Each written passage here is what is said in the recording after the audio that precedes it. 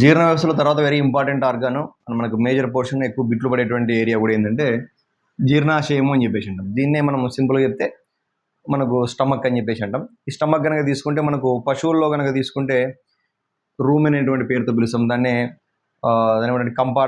Compartmental stomach అని చెప్పేసి అంటే గదులుగా ఉండేటువంటి ఒక పొట్టగా అని చెప్పొచ్చు. అదే మనకు నార్మల్గా ఇప్పుడు ఉదాహరణకి మనకు కావచ్చు, లేకుంటే పందులు కావచ్చు, లేదంటే కుక్కలు కానీ తీసుకుంటే వీటిని సింపుల్ స్టమక్ యానిమల్స్, సరళంగా ఉండేటువంటి, అంటే ఒకే ఒక కంపార్ట్మెంట్ లాగా ఉంటుంది అనమాట. అందుకని రెండు రకాలుగా చెప్పొచ్చుదని. తర్వాత మన పశువుల్లో కనుక తీసుకుంటే దాన్ని రూమెన్ అని చెప్పేసి అంటాం. దానికంటే ముందు పశువుల ఈ పొట్ట అనేటువంటి నిర్మాణం లేదంటే జీర్ణాశయం అనేటువంటిది అంటే టోటల్గా 4 రకాల భాగాలుగా విభజించబడి ఉంటుంది అనమాట. సో అందులో ఒకటి రూమెన్ అని చెప్పేసి అంటాం, రెండవది రెటిక్యులం అని చెప్పేసి అంటాం, మూడవది ఉమేజం అని చెప్పేసి అంటాం, నాలుగవది అబోమేజం అని చెప్పేసి అంటాం. ఇక్కడ మనం అడిగే అవకాశం బిట్లు ఏమేమి ఉంటాయంటే, సో ముఖ్యంగా రూమెన్కి సంబంధించి ఒక 2 ఇంపార్టెంట్ పాయింట్లు ఉంటాయి. తర్వాత వాటి యొక్క లోపల లేయరు ఎలాంటి ఆకారంలో ఉంటాయి అనేటువంటిది మనకు బిట్లు అడిగే అవకాశం ఉంటుంది అన్నమాట. సో ఆ లోపల లేయరు అంటే అర్థం ఏంటంటే, ఉదాహరణకి ఈ జీర్ణాశయము లేకుంటే తర్వాత వచ్చేటువంటి చిన్న పేగులు కావచ్చు, పెద్ద పేగులు కావచ్చు, ఈ జీర్ణాశయానికి ముందున్నటువంటి ఆహార వాహిక కావచ్చు, వీటి అంతా నిర్మాణం కనుక మనం ఒకసారి ఇవంతా ఓవరాల్గా చూస్తే కనుక ఒక చిన్న గొట్టం లాంటి నిర్మాణం లాగా కనపడుతుంది అన్నమాట. ఓకేనా? అంతా కలిసి సింపుల్గా జీర్ణ వ్యవస్థని మొత్తాన్ని కలిసి జీర్ణనాళము అనేటువంటి ఒక పేరుతో పిలుస్తాం జనరల్గా. ఎలిమెంటరీ కెనాల్ అనేటిగా అంటే కనుక ఈ కెనాల్ లాగా లేకుంటే ఒక చిన్న గొట్టం లాగా ఉన్నటువంటి యొక్క నిర్మాణము ప్రాంతాన్ని బట్టి, అవసరాన్ని బట్టి రకరకాలైనటువంటి సైజుల్లోకి, రకరకాలైనటువంటి షేపుల్లోకి మారి ఉంటుంది. సో మొదటగా గ్రసని అని చెప్పేసాను. ఓకేనా? చిన్నగా ఉండేసి ఒక ఫైబ్రస్ కణజాలం లాంటి నిర్మాణంతో తయారై ఉంటుందని చెప్పేసినాం. దాని తర్వాత ఒక చిన్న గొట్టం లాంటి నిర్మాణం అని చెప్పేసినాం, దాన్ని ఆహార వాహిక లేదా ఈసోఫాగస్ అని చెప్పేసినాం. దాని తర్వాత ఒక పెద్దగా సంచి లాంటి నిర్మాణం ఉంటుంది, దాన్ని జీర్ణాశయము అని చెప్పేసినాం. దాని తర్వాత చిన్న ఇదే ఆహార నాళము చిన్న ఇట్లా ముడతలు పడినట్టు లేకుంటే చిన్న ఇట్లా పైపుల లాంటి నిర్మాణాలు, చిన్న పైపుల లాంటి నిర్మాణాలు కనిపిస్తాయి, వాటిని చిన్న పేగులు, లేకుంటే దీని తర్వాత వచ్చేటువంటి కొద్దిగా వీటికన్నా కొంచెం పెద్ద సైజులో ఉంటాయి, వాటిని పెద్ద పేగులు అని చెప్పేసాను. సో ఓవరాల్ ఇదంతా కూడా ఒక చిన్న గొట్టం లాంటి నిర్మాణము, బట్ ఆ ప్రాంతాన్ని బట్టి, అవసరాన్ని బట్టి రకరకాల షేపుల్లోకి మారినది గుర్తుపెట్టచ్చు. ఎలా మారినప్పటికీ కూడా దీన్ని కనుక మనము అడ్డుకోత కనుక కోసినట్లయితే, ఈ పైపును కనుక ఇట్లా అడ్డుకోత కనుక కోసినట్లయితే కనుక, లేదా నిలువుగా కనుక ఇట్లా కట్ చేసినట్లయితే, ఇది కుహరం తీసుకుంటే పైప్ లాంటి నిర్మాణం అని చెప్పేసినాం కదా, ఇది లోపలి భాగం అనమాట. సో దీనిపైన ఉన్నటువంటి లోపల ఈ కుహరం దగ్గర ఉన్నటువంటి ఈ లేయర్ని ఏమంటామంటే మనము మ్యూకోజల్ లేయరు అని చెప్పేసి అంటాం. మ్యూకోజల్ లేయరు అని చెప్పేసినాం. ఇది ఒక సింగిల్ లేయర్లో ఉన్నటువంటి కణాలతోటి నిర్మితమై ఉంటుంది, పైన గుర్తుపెట్టుకోండి. ఇలాగా మ్యూకోజల్ లేయర్ అని చెప్పేసినాం. చాలా వరకు ఈ మ్యూకోజల్ లేయర్లో ఉన్నటువంటి ఈ సింగిల్ లేయర్ ఏదైతే కణాల రూపంలో ఉంటుందని చెప్పేసినామో, చాలా సందర్భాలు ఏంటంటే ఒకటి స్రవించే గుణాన్నైనా కలిగి ఉంటుంది, లేదు రెండవది శోషించేటువంటి గుణాన్నైనా కలిగి ఉంటుంది. స్రవించడం అంటే ఇక్కడ ఏంటంటే రకరకాల ఎంజైమ్లు కావచ్చు, హార్మోన్లు కావచ్చు, వాటిని స్రవించేటువంటి గుణాన్ని కలిగి ఉంటుంది. శోషించేటువంటి గుణం అంటే ఒక ప్రాంతంలో ఏం చేస్తుంటే ఆల్రెడీ ఆహారం ఏదైతే జీర్ణమై ఉంటుందో ఆ జీర్ణమైన ఆహారాన్ని శరీరంలోకి అబ్జార్బ్ చేసుకుంటుంది. సో కాబట్టి ఈ మ్యూకోజల్ లేయర్ యొక్క ఫంక్షన్ అది అనమాట. దీని తర్వాత ఉన్నటువంటి ఇమ్మీడియట్గా ఉన్నటువంటి లేయర్ని, రెండవ లేయర్ని ఏమంటారంటే సబ్ మ్యూకోజా అని చెప్పేసి అంటారు. ఓకేనా? సబ్ మ్యూకోజా అని చెప్పేసి అంటే ఇది ఒక పట్టుత్వం కోసము, లేకుంటే దాన్ని దృఢంగా ఉండడం కోసము మనం వాడే ఈ సబ్ మ్యూకోజా అనేది ఉపయోగపడుతుంది. అలాగే వెరీ ఇంపార్టెంట్, మనకు సబ్ మ్యూకోజాకి సంబంధించి తీసుకుంటే ఏదైతే రూమెన్ అని చెప్పేసి అన్నామో, ఆ రూమెన్లో కొన్ని రకాల ఉపయోగకరమైనటువంటి బ్యాక్టీరియాలు కావచ్చు, లేకుంటే ఉపయోగకరమైనటువంటి ప్రోటోజోవాలు కావచ్చు, యూస్ఫుల్ బ్యాక్టీరియా, యూస్ఫుల్ ప్రోటోజోవా అని చెప్పేసి అంటాం. అవి ఈ సబ్ మ్యూకోజాలో ఉంటాయి. సో యూస్ఫుల్ బ్యాక్టీరియా ఏంది, యూస్ఫుల్ ఏంటి సార్ అంటే కనుక, ఇక్కడ ఈ బ్యాక్టీరియాలు ఇవన్నీ ఏం చేస్తాయంటే కొన్ని రకాలైనటువంటి జీర్ణక్రియల్లో పాల్గొంటాయి. మరీ ముఖ్యంగా ఈ విటమిన్ బి కాంప్లెక్స్ ఏదైతుందో ఆ బి కాంప్లెక్స్ విటమిన్ని తయారు చేసేటువంటి కార్యక్రమంలో కూడా ఇవి పాల్గొంటాయని గుర్తుపెట్టుకోవాలి. అవి ఎక్కడ ఉంటాయంటే బిట్ ఇంపార్టెంట్, మనకు సబ్ మ్యూకోజాలో ఉంటాయి. ఇందాక ఒక పాయింట్ చెప్పున్నాం, పట్టుత్వం కోసము, గట్టిదనం కోసము, దృఢత్వం కోసం పనిచేస్తుంది అని కూడా చెప్పొచ్చు దీన్ని. ఎట్లా అంటే ఈ సబ్ మ్యూకోజాలోనే మనకు కొన్ని రకాల తంతులు ఉంటాయి, ఎలాస్టిక్ ఫైబర్స్ లాంటి నిర్మాణాలు ఉంటాయి. ఆ ఫైబర్లు ఉండడం వల్ల ఏమవుతుందంటే ఏదైతే పైప్ లాంటి నిర్మాణం ఉంటుంది కొంచెం గట్టిగా ఉండడానికి, దృఢంగా ఉండడానికి ఉపయోగపడుతుందంట. సో దీన్ని బట్టి మనకు ఆపరేషన్లో మనకు క్యాట్ గట్ అని చెప్పేసి ఒకటి వాడతాము. ఆ క్యాట్ గట్ దేని నుంచి తయారవుతుందంటే గొర్రెలు, మేకల యొక్క వాటి పేగులో ఉన్నటువంటి సబ్ మ్యూకోజా నుంచి తయారు చేస్తారు అని చెప్పేసి అంటున్నాం. ఆ కుట్లో ఏవైతే మనకు ఆపరేషన్ చేసేటప్పుడు వాడతామో, లోపల అవయవాల కోసం వాడతామో, అది సబ్ మ్యూకోజా నుంచి తయారవుతుంది. ఆ తర్వాత మస్కులారిస్ ట్యూనికా మస్కులారిస్ అంటాం, అంటే దీనిపైన ఉన్నటువంటి ఇంకొక లేయర్. ఓకేనా, దీని పేరులో ఉంది మస్కులారిస్, అంటే మజిల్స్ తోటి తయారై ఉంటుంది, కండరాలతో నిర్మితమై ఉంటుంది అని చెప్పేసి. సో కండరాలతో నిర్మితం కావడం వల్ల ఏమవుతుందంటే ఏదైతే ఆహార పదార్థం ఒక ప్రాంతం నుంచి ఇంకో ప్రాంతానికి వెళ్ళాలన్నా, ఒక ప్రాంతంలో ఇప్పుడు ఫర్ ఎగ్జాంపుల్ జీర్ణాశయం ఉన్న ఆహారం జీర్ణం కావాలంటే ఈ జీర్ణాశయం అటు ఇటు మనకు మిక్సింగ్ పనిచేయడం కన్నా, లేకుంటే ఒక రకంగా అదే యాంత్రిక పరమైనటువంటి జీర్ణక్రియ అని చెప్పేసి, మెకానికల్ డైజెషన్ అని చెప్పేసి అంటాడు. సో దానికోసం ఈ మజిల్స్ లేకుంటే ట్యూనికా మస్కులారిస్ ఉపయోగపడుతుంది. And very important last layer, బయట కనిపించే లేయర్ ఏంటంటే సీరోజల్ లేయర్ అని చెప్పేసి. ఇది అన్నిటికంటే బయట ఉండేది. ఇది ఆ యొక్క ఆర్గానికి షేప్ కోసం కావచ్చు, లేకుంటే ఎక్స్పాండ్ అయ్యేటువంటి గుణం ఎక్కువగా కలిగి ఉంటుంది. అంటే ఉదాహరణకి మనకు పొట్ట కనుక, పశువుల పొట్ట లేకుంటే రూమెన్ కనుక తీసుకుంటే ఆ పైన ఉండే సీరోజల్ లేయర్కి ఎంత కెపాసిటీ అంటే సుమారుగా 180 నుంచి 200-250 కానీ లీటర్లు బట్టి ఎంత కెపాసిటీ ఉంటుంది అన్నమాట దానికి అంత గట్టిదనం రావడానికి కారణం ఎవరంటే ఈ సీరోజల్ లేయర్ అని గుర్తుపెట్టుకోండి. ఓకేనా, సో ఇది మనకు మధ్యలో వస్తాయి, అందుకోసం ముందే దీన్ని ఎక్స్ప్లెయిన్ చేయడము. తర్వాత ఈ రూమెన్కి సంబంధించి కనుక తీసుకున్నాం అనుకోండి, ఈ రూమెన్కి ఏదైతే మనకు పెద్దగా ఎడమ వైపు ఉంటుంది, పొట్టలో ఎడమ వైపుగా ఉండేసి ఆల్మోస్ట్ పొట్ట మొత్తాన్ని కూడా ఆవరించినట్టు ఉంటుంది. సో ఏదైతే బయట వైపు మనకు స్కిన్ వైపు లేకుంటే చర్మం వైపు ఉంటుంది దాన్ని పెరైటైల్ రూమెన్ అని చెప్పేసి అంటాం. అంతర్గత అవయవాల వైపు ఉంటుంది దాన్ని విజరల్ రూమెన్ అని చెప్పేసి అంటాం. తర్వాత ఎటువైపు ఉంటుందని వెరీ ఇంపార్టెంట్, ఎడమ వైపు ఉంటుందని గుర్తుపెట్టుకోండి.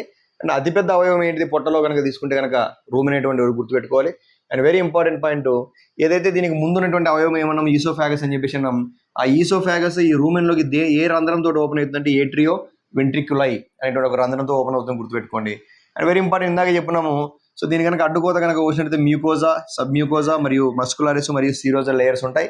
సో దానికి ఇంపార్టెంట్ పాయింట్ ఏంటంటే ఈ రూమెన్లో మ్యూకోజ్ అయితే చిన్న చిన్న బుడిపెల్లటువంటి నిర్మాణాలను కలిగి ఉంటుంది, లోపల చిన్న చిన్న బుడిపెల్లాగా కనిపిస్తుందని రూమినల్ ప్యాపిల్లే అని చెప్పేసి పేరుతో పిలుస్తారు. మరి సబ్మ్యూకోజాలు ఏముంటాయంటే బ్యాక్టీరియా మరియు ప్రోటోజోవా, యూస్ఫుల్ బ్యాక్టీరియా లేకుంటే ఉపయోగపడేటువంటి బ్యాక్టీరియా మరియు ఉపయోగపడేటువంటి ప్రోటోజోవా అనేటువంటివి ఉంటాయి. అండ్ తర్వాత ఈ మస్కులర్స్ కదలికలకు కావచ్చు, జీర్ణ వ్యవస్థలో జీర్ణమైనటువంటి ప్రక్రియలో ఉపయోగపడతాయి. అండ్ సీరోజ్ అయితే ఈ ఎక్స్పాండ్ అవ్వడానికి లేకుంటే ఎక్స్టెండ్ అవ్వడానికి ఉపయోగపడడం గుర్తుపెట్టుకోండి. దీని తర్వాత ఇంపార్టెంట్ నెక్స్ట్ వచ్చేటువంటి అవయవం ఏంటంటే రెటిక్యులం అని చెప్పేసి. ఈ రెటిక్యులం అనేది ఎక్కడ ఉంటుందంటే మనకు ఎముకల గురించి చదువుకునేటప్పుడు, ముఖ్యంగా ఈ స్టెర్నం గురించి చదువుకునేటప్పుడు వెనక వైపున ఒక చిన్న జిఫాయిడ్ కార్టిలేజ్ అని చెప్పేసి ఉంటుందని చెప్పేసి అన్నాం. ఆ జిఫాయిడ్ కార్టిలేజ్ నుంచి మొదలు పెట్టేసి కొద్దిగా ఎడమ వైపు ఉంటుంది బాడీకి అని చెప్పేసి అంటాడు అన్నమాట.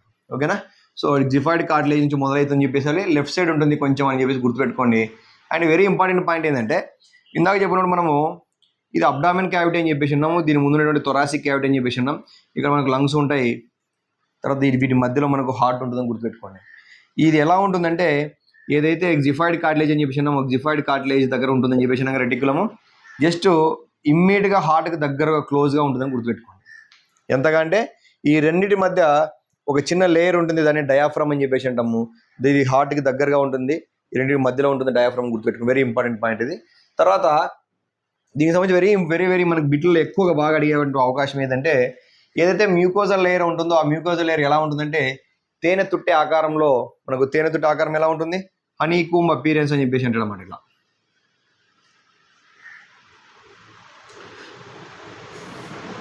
ఇలాంటి షేప్లో ఉంటుంది అనమాట. సో హనీకూమ్ అపీరెన్స్ లేదా దాన్ని తేనె తుట్టె ఆకారంలో ఉంటుందని గుర్తుపెట్టుకొని. And as usual mucosal muscularis లేయర్లు ఏమో కండరాలతో నిర్మితమైంటుంది, సీరోజ్ ఏమో ఫైబ్రస్ కణజాలంతో నిర్మితమైంది. మనకి ఈ పెద్ద ఇంపార్టెంట్ పాయింట్ కాదు ఇవి. ఈ రెటిక్యులంకి సంబంధించి ఎక్కడి నుంచి స్టార్ట్ ఉంది గుర్తుపెట్టుకోండి, దేనికి హార్ట్కి దగ్గర ఉన్నటువంటి నిర్మాణం అని గుర్తుపెట్టుకోండి. మ్యూకోజాలో ఏముంటుంది, ఎలా ఉంటుందంటే హనీకూమ్ అపీరెన్స్, మనకి వెరీ ఎక్కువ బిట్ అడిగేటువంటిది ఇది అనమాట. ఆ తర్వాత వచ్చేట దాన్ని ఒమేజం అని చెప్పేసి అంటాం. ఇది 7 నుంచి 11 ఈ పక్కటెముకలు ఏవైతే ఉన్నాయో ఆ రిబ్స్కు దగ్గర ఈ వీటి మధ్యన అమర్చబడి ఉంటుందని గుర్తుపెట్టుకోండి. అండాకృతిలో గుడ్డు ఆకారంలో ఉంటుందని గుర్తుపెట్టుకోండి. అండ్ ఇది వెరీ వెరీ ఇంపార్టెంట్. దీని యొక్క సబ్మ్యూకోజల్ లేయర్ లోపల లేయర్ కనుక తీసుకుంటే ఇట్లా ముడతలుగా ఉంటుంది. అంటే మనకు పుస్తకం తెరిస్తే ఎలాగంటే అపీరెన్స్ ఉంటుందో అలాంటి ఫోల్డ్స్ ఉంటాయని గుర్తుపెట్టుకోండి. ఏంటంటే ప్యాపిల్లే లాగా లేకుంటే ఈ ఫోల్డ్స్ లాగా కనిపిస్తామని గుర్తుపెట్టుకోండి. వెరీ ఇంపార్టెంట్ బిట్ ఇది. అండ్ లాస్ట్ది అబోమేజం అంటాం. ఇది మనకు చాలా చాలా ఎక్కువ బిట్లు పడేటువంటి అవకాశం ఉండేటువంటి ఏరియా. సో దీన్ని ఏమంటే నిజమైన పొట్ట లేదంటే true stomach of the animal అని చెప్పేసి అంటాడు అన్నమాట. సో మనుషులో ఎలాగైతే పొట్టకి ఎలాంటి ఫంక్షన్స్ ఉంటాయో అంటే యాక్చువల్గా జీర్ణ ప్రక్రియ ఏంటంటే ఎక్కడ జరుగుతుంది అంటే అబోమేజంలో జరుగుతుంది. రీజన్ ఏంటంటే ఆ ఏరియాలోనే మనకంటే అబోమేజంలోనే రకరకాల గ్రంథులు ఉంటాయి. అవి స్రవించేటువంటి ఎంజైములు కావచ్చు, హార్మోన్లు కావచ్చు ఉంటాయి. కాబట్టి యాక్చువల్గా జీర్ణ ప్రక్రియ అనేటువంటిది ఎక్కడ జరుగుతుందంటే మనకు ఈ అబోమేజంలో జరుగుతుంది. అందుకని దీన్ని true stomach of the animal అని చెప్పేసి అంటారు అనమాట. True stomach of the ruminants అని చెప్పొచ్చు, సింపుల్గా రూమినెంట్స్ అని చెప్పేసి. సో ఈ అబోమేజము మరియు అమోమేజం రెండు కలిసి ఇది ఒక పర్సెంటేజ్ అంటే 7 to 8% అంత ఏరియా ఉంటుంది, గుర్తుపెట్టుకోండి. దీనికి మరి ఆ గ్రంథులు కనుక తీసుకుంటే ఒకటి కార్డియాక్ గ్రంథులు అని చెప్పేసి అంటాడు, రెండోది ఫండిక్ గ్రంథులు అంటాడు, మూడోది పైలోరిక్ గ్రంథులు అని చెప్పేసి అంటాడు. సో కార్డియాక్ గ్రంథులు అంటే ఎక్కడ ఉంటాయంటే దీని ముందు అవయవం ఏంటిది ఓమేజం అని చెప్పేసి అంటాడు, ఇది అబోమేజం. ఈ రెండుకి జంక్షన్కి దగ్గరగా ఉంటుంది గుర్తుపెట్టుకోండి, ఏంటి అవి కార్డియాక్ గ్రంథులు అంటాం. ఇవి ఏం చేస్తాయంటే రకరకాల ఎంజైములని మరియు హార్మోన్లు స్రవించేసి జీర్ణ ప్రక్రియలో పాల్గొంటాయని గుర్తుపెట్టుకోండి. దాని తర్వాత ఇంకొక రకమైన గ్రంథులు ఏంటంటే ఫండిక్ గ్రంథులు అని చెప్పేసి అంటాం, ఫండిక్ గ్లాండ్స్ అంటాం. ఇవి హైడ్రోక్లోరిక్ యాసిడ్ని మరియు పెప్సినోజన్ను స్రవించేసి ప్రోటీన్ల జీవక్రియలో పాల్గొంటుందని గుర్తుపెట్టుకోండి. అండ్ లాస్ట్ది పైలోరిక్ అని చెప్పేసి అంటాం. ఏదైతే చివరి అవయవం ఉన్నటువంటి అబోమేజం ఉంటుందో ఇది కొద్దిగా వంపు తిరిగి ఉంటుంది చివరిలో, దాన్ని పైలోరస్ అని చెప్పేసి అంటాం. ఆ పైలోరస్ ప్రాంతంలో ఈ గ్రంథులు ఉంటాయి. ఇవి ప్రోటియోలైటిక్ ఎంజైమ్లు స్రవిస్తాయి. అంటే ప్రోటియో అంటే ప్రోటీన్స్ని, లైటిక్ అంటేనేమో లైసిస్ విచ్చిత్తి, ప్రోటీన్లను విచ్చిత్తి చేయడానికి ప్రోటీన్ల జీవక్రియలో పాల్గొంటాయని గుర్తుపెట్టుకోండి. సో ఇది ఇంపార్టెంట్ బిట్లు. దీంట్లో మనకు రూమెన్కి సంబంధించి అడిగితేనేమో సబ్మ్యూకోజాలో ఏముంటాయి, బ్యాక్టీరియా మరియు ప్రోటోజోవాలు ఉంటాయని గుర్తుపెట్టుకోండి. ఆ ప్యాపిల్లా, రూమినల్ ప్యాపిల్లా గురించి గుర్తుపెట్టుకోండి. దాని తర్వాత రెటిక్యులం కనుక తీసుకుంటే జిఫాయిడ్ కార్టిలేజ్ లెఫ్ట్ సైడ్ ఉంటుందని గుర్తుపెట్టుకోండి. తర్వాత వెరీ ఇంపార్టెంట్ మనకు దీంట్లో హనీకుంబ్ అపీరియన్స్ ఒకటి. ఓమేజం కనుక తీసుకుంటే అండాకృతిలో ఉండేసి 7 నుంచి 11 పక్కటెముకల మధ్యలో ఉంటుందని గుర్తుపెట్టుకోండి. పుస్తకంలో ఎలా అయితే మనకు పేపర్లు ఉంటాయో, ఫోల్డ్స్ ఉంటాయో అలా రకంగా ఉంటాయని గుర్తుపెట్టుకోండి. అబోమేజం తీసుకుంటే ఈ గ్రంథులు important and very important but true stomach of the ruminants అనేటువంటి పేరుతో దీన్ని పిలుస్తామని గుర్తుపెట్టుకోండి. సో ఇది చాలా చాలా చాలా చాలా ఇంపార్టెంట్ బిట్ టాపిక్ ఇది, ఓకేనా, రైట్. సో తర్వాత ఇంటెస్టైన్స్ కనుక సంబంధించి తీసుకుంటే తర్వాత జీర్ణాశయం తర్వాత మనకు ఇందాక చెప్పినట్టు జీర్ణాశయంలో 4 కంపార్ట్మెంట్లు అని చెప్పేసాం, రూమెన్, రెటిక్యులం, ఒమేజం అండ్ అబోమేజం అని చెప్పేసినట్టు అన్నట్టుగానే దీని తర్వాత వచ్చేటువంటి ఇంపార్టెంట్ ఆర్గాన్ ఏంటిదని మనకు ఇంటెస్టైన్స్ అని చెప్పేసి అంటాం. సో దీనిలో మనకు అందరికి తెలిసినట్లుగా చిన్న పేగులు, పెద్ద పేగులు అని చెప్పేసి పేరుతో 2 భాగాలు ఉంటాయి. దాన్ని స్మాల్ ఇంటెస్టైన్స్ మరియు లార్జ్ ఇంటెస్టైన్స్ అని చెప్పేసి అంటాం. సో స్మాల్ లేదా చిన్న పేగుల్లో కనుక తీసుకుంటే తిరిగి దీన్ని 3 భాగాలుగా విభజిస్తారు. ఇక్కడే మనకేం సపరేట్గా ఇది ఒక భాగం, ఇది ఒక భాగం, ఇది ఒక భాగం అని ఏమీ ఉండదు. బట్ కాబట్టి మనం చదువుకోవడానికి, గుర్తుపెట్టుకోవడానికి వీలుగా వాటికి మనం ఆ పేర్లు లేకుంటే అక్కడ ఉన్నటువంటి ఫంక్షన్ ఏ పని అయితే చేస్తుందో దాన్ని బట్టి మనకు వాటికి పేర్లు ఇవ్వడం జరిగింది. సో అందులో దీనికి సంబంధించి వెరీ ఇంపార్టెంట్ బిట్ కొన్నిసార్లు అడిగితే కనుక లెంత్ అడగవచ్చు, 40 మీటర్ల పొడవు ఉంటుందని చెప్పేసి అంటాడు. చిన్న చిన్న పైపుల్లాగా ఇట్లా మడతలు పెట్టేసి వైర్ లాగా ఉంటుంది పైన, గుర్తుపెట్టుకోండి. సో దీంట్లో మొదటి భాగాన్ని ఆంత్రమూలము అని చెప్పేసి అంటాం, దాన్ని డియోడినం అని చెప్పేసి అంటాం. రెండవ భాగాన్ని మధ్యాంతరము లేదా దాన్ని జెజునం అనేటువంటి పేరుతో పిలుస్తాం. తర్వాత మూడవ దాన్ని తీసుకుంటే శేషాంత్రికము లేదా ఇలియం అని చెప్పేసి అంటాం. సో ఆంత్రమూలము డియోడినం 1 మీటర్ ఉంటుంది, మధ్యాంతరం ఏమో 38 మీటర్స్ ఉంటుంది. సో మేజర్ పోర్షన్ అదే ఉంటుంది. అండ్ శేషాంత్రికము లేదా లాస్ట్ పోర్షన్ దాన్ని ఇలియం అని చెప్పేసి అంటాం, ఇది 1 మీటర్ ఉంటుంది, ఇది కొద్దిగా మందంగా ఉంటుంది అని చెప్పేసి అంటాడు. సో ఇక్కడ దీని పెద్ద మనం గుర్తుపెట్టుకోవాల్సింది ఈజీ, దాని పేర్లో ఉన్న ఆంత్రమూలము, మూలం అంటే స్టార్టింగ్ పాయింట్ అని, ఆంత్రం అంటే ఏంటి పేగు అని అర్థం. సో పేగు యొక్క స్టార్టింగ్ కాబట్టి దాన్ని ఆంత్రమూలం అని చెప్పేసి అంటాడు. ఆంత్రం ఇందాక చెప్పిన పేగు అంటాం మధ్య భాగం, మధ్యాంతరము. శేషము అంటే చివర, లాస్ట్ అని. సో ఆంత్రికం యొక్క అంటే పేగు యొక్క చివర కాబట్టి శేషాంత్రికం అని చెప్పేసి అంటాం. సో ఇది గుర్తుపెట్టుకునే పద్ధతి. తర్వాత ఈ ఆంత్రమూలం ఇంపార్టెంట్ ఇది ఎస్ షేప్లో ఉంటుందని గుర్తుపెట్టుకోండి. And very very important bit ఏంటంటే ఈ ఎస్ షేప్లో ఉన్నటువంటి ఆంత్రము లేదా డియోడినంలోకి మనకు పైత్యరసనాళము కానీ క్లోమరసనాళం కానీ ఓపెన్ అయి ఉంటుందని గుర్తుపెట్టుకోండి, ఓకేనా. ప్యాంక్రియాటిక్ డక్ట్ అని చెప్పేసి అంటాడు, బైల్ డక్ట్ అని చెప్పేసి అంటాడు అన్నమాట. సో ఈ రెండు ఈ డియోడినంలోకి ఓపెన్ అవుతాం గుర్తుపెట్టుకోండి, ఎస్ షేప్లో ఉంటుంది. ఇది ఇంకా చూస్తే 38 మీటర్స్ ఉంటుంది, లెంత్ ఎక్కువ ఉంటుంది, నాట్ అన్ ఇంపార్టెంట్ పాయింట్. శేషాంత్రికము దీంట్లో మందంగా ఉంటుంది గుర్తుపెట్టుకోండి, రిలేటివ్గా ఈ రెండింటితో పోలిస్తుంది అన్నమాట. తర్వాత దీని లోపల లేయర్ని మ్యూకోజా అని చెప్పేసి అంటాం, ఇందాక చెప్పుకున్నట్టు మనము. ఆ మ్యూకోజాలో కనుక తీసుకుంటే ఫర్ ఎగ్జాంపుల్ ఇది లోపల లేయర్ మనం ఇందాక చెప్పుకున్నాము కణాల రూపంలో ఉంటుందని చెప్పేసి అన్నాము. ఇక్కడ కొన్ని కణాలు ఏం చేస్తాయంటే వాటి యొక్క డెవలప్మెంట్లో భాగంగా ఇట్లా చిన్న చిన్న వేళ్ళ లాంటి నిర్మాణంగా లోపలికి పేగు యొక్క కుహరంలోకి ఓపెన్ అయ్యింటారు అనమాట. సో వీటిని ఏమిటంటే విల్లై అని చెప్పేసి అంటారు, ఓకేనా. ఈ విల్లై ఏం చేస్తుందంటే దీనివల్ల ఏమవుతుందంటే దాని యొక్క ఉపరితలం అనేటువంటిది సైజ్ అనేటువంటిది పెరుగుతుందనమాట. సో ఈ విల్లై సహాయంతో ఏం జరుగుతుందంటే ఏదైతే ఆహారము జీర్ణాశయం నుంచి వస్తుందో, అంటే జీర్ణమైన ఆహారం ఏదైతే వస్తుందో, ముఖ్యంగా అబోమేజంలో మ్యాక్సిమం ఫుడ్ మనకు డైజెస్ట్ అవుతుందని చెప్పేసి అన్నాము. అక్కడి నుంచి వచ్చిన ఆహారంలో ఏదైనా ఉపయోగపడినటువంటి మన శరీరానికి ఉపయోగపడే మెటీరియల్ ఏదైతే ఉంటుందో దాన్ని పీల్చుకోవడానికి ఈ విల్లై అనేటువంటిది ఉపయోగపడుతుంది. అండ్ వెరీ ఇంపార్టెంట్ పాయింట్, ఈ పేగులు చిన్న పేగులు కనుక సంబంధించి తీసుకుంటే కనుక ఇందాక మనం పెరిటోనియం గురించి చదువుకున్నప్పుడు రకరకాల ఏరియాని బట్టి అవయవాలను బట్టి వాటికి దానికి ఇంకో పేరు ఉంటుందని చెప్పేసి అన్నాము. సో కాబట్టి దాని పేరు ఇక్కడ ఏంటంటే పెరిటోనియం ఏంటంటే మీసెంట్రీ అని చెప్పేసి అంటాం. ఇక్కడ వెరీ ఇంపార్టెంట్ పాయింట్ అది, ఈ మీసెంట్రీలు ఏంటంటే లింఫ్ నోడ్స్ లేదా శోషరస గ్రంథులు ఉంటాయి. వీటిని ఏమని పేరుతో పిలుస్తారు అంటే పేయర్స్ ప్యాచెస్ అనే పేరుతో పిలుస్తారు. Very very important bit. Peyer's patches అనే పేరుతో ఉంటాయి, లింఫ్ గ్లాండ్స్ అని చెప్పేసి అంటాం. వీటి యొక్క ప్రధానమైన ఫంక్షన్ ఏంటంటే ఎక్కడున్నా సరే శోషరస గ్రంథుల యొక్క ప్రధానమైన ఫంక్షన్ ఉపయోగం ఏంటి అంటే రక్షణలో పాల్గొంటాయి. బయట నుంచి ఏదైనా బ్యాక్టీరియా కావచ్చు, వైరస్ కావచ్చు, ఇంకోటి ఏదైనా వచ్చినప్పుడు ఇమ్మీడియట్గా దాని మీద దాడి చేసేటువంటి ఆర్గాన్లు ఎవరు అంటే ఈ లింఫ్ గ్లాండ్స్ స్రవించేటువంటి శోషరసం అనేటువంటిది, లింఫ్ అనేటువంటిది. సో ఇవన్నీ ఉంటాయి టోటల్గా లింఫ్ గ్లాండ్స్ అంటే ఇక్కడ 20 నుంచి 25 ఉంటాయని గుర్తుపెట్టుకోండి. అండ్ గోబ్లెడ్ సెల్స్ అనేటువంటి కణాలు కూడా ఉంటాయి చిన్న పేగుల్లో, కాకపోతే చాలా తక్కువ సంఖ్యలో ఉంటాయి. దేంతో పోలిస్తే అంటే పెద్ద పేగులతో పోలిస్తే అని గుర్తుపెట్టుకోండి. ఓకేనా? సో అది తర్వాత పెద్ద పేగులకి సంబంధించి టోటల్గా మనకు 12 మీటర్ల పొడవు ఉంటుందని చెప్పేసి అంటాడు. దీంట్లో కూడా తిరిగి చిన్న పేగుల లాగానే 3 భాగాలు ఉంటాయి. అంధనాళము అని చెప్పేసి అంటాం, సీకం అని చెప్పేసి అంటాడు దాన్ని. ఇది 0.75 మీటర్స్ అంటాడు. ఇది మనకి length not and important, very rare case అనమాట. బృహదాంతరము అని చెప్పేసి అంటాము మధ్య భాగాన్ని. పాయువు అని చెప్పేసి అంటాం, దీన్ని రెక్టం అని చెప్పేసి అంటాం. సీకం, కోలాన్ మరియు రెక్టం అని చెప్పేసి అంటాం మనం. సో ఇక్కడ మనకు ఫంక్షన్ ఇంపార్టెంట్, చాలా ఇంపార్టెంట్ బిట్లు ఇవి.